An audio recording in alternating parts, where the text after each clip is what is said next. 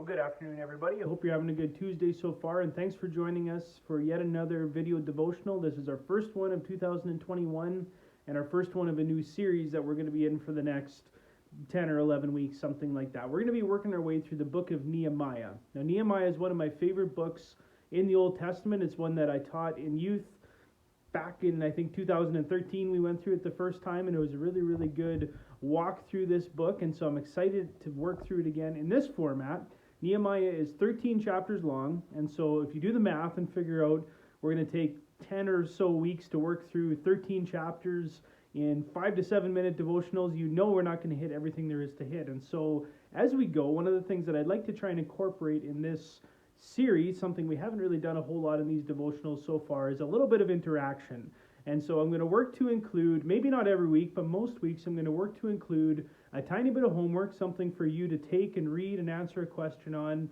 And I want to invite you then to comment below this video, or give me a call, give me a text, somehow interact with me here a little bit on what you're learning and how you would answer that question. So we'll try it. And I realize this format might not lend itself very well to that, and that's fine, but hey, it's worth a try. And so this week we want to introduce the book of Nehemiah, but also the person of Nehemiah. Nehemiah was an Israelite who is living in exile in Persia, and he was someone who had actually a significant role in the palace of the king of Persia at that time, Artaxerxes.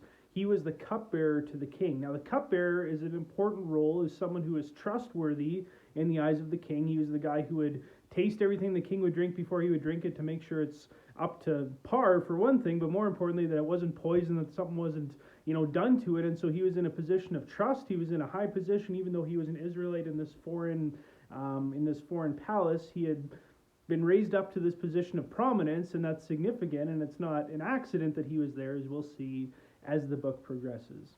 In Nehemiah chapter 1, we find Nehemiah in the palace going about his business when one day he happens to encounter another Israelite, one of his brothers, who had just returned from Jerusalem. And so Nehemiah asks him, what kind of shape is Jerusalem in? How are things in Jerusalem? And this person he's talking to lets him know just the very sorry state of the city. Its walls are burnt down, or broken down and burnt, and nothing has been rebuilt since the city was originally conquered when Israel was sent into exile.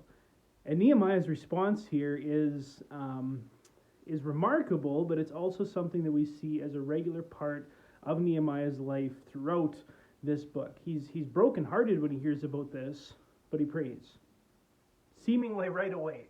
It's kind of his response to this situation is he breaks down and gives one of the longest prayers in the book here right off the bat. And there's a lot we can learn about prayer from that, and that's going to be our homework here in this one, so I'm not going to dig into that a whole lot.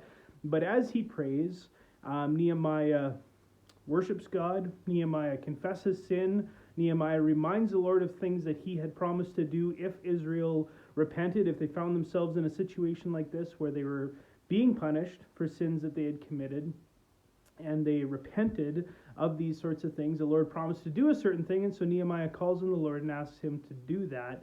And then right at the end, he asks for favor as he goes in to speak to the king, and that's where we come in Nehemiah chapter 2. And so we find someone who is a faithful worshiper of God, even though he's in a hard place, even though he's in exile.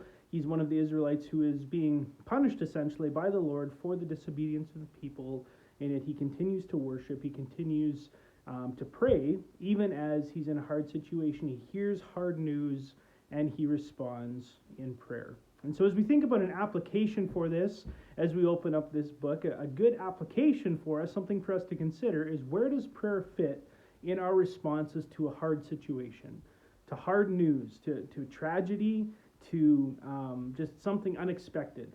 Where does prayer fit in that? Just something to sort of take stock of. And as you think through this and think through your response, maybe prayer is high. Maybe this is your knee-jerk response in hard situations, and if that's the case, we praise the Lord for that. That's good. That's something to be thankful for. It's something to maintain.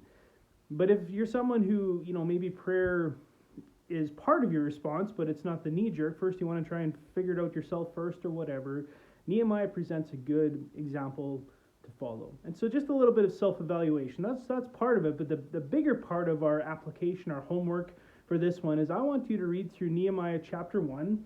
Just want to check the verses here, make sure I got it. Verses 5 to 11, Nehemiah 1, 5 to 11, and this outlines the prayer that Nehemiah prays. Read through that and see what you learn about prayer from Nehemiah's prayer there.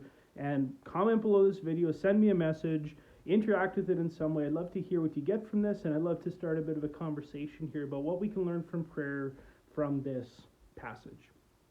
I'm looking forward to maybe a bit of a different style of video devotional here over the next number of weeks. But I hope you enjoy it. I hope it's beneficial to you, and I hope you have a good rest of your week. Thanks for joining me.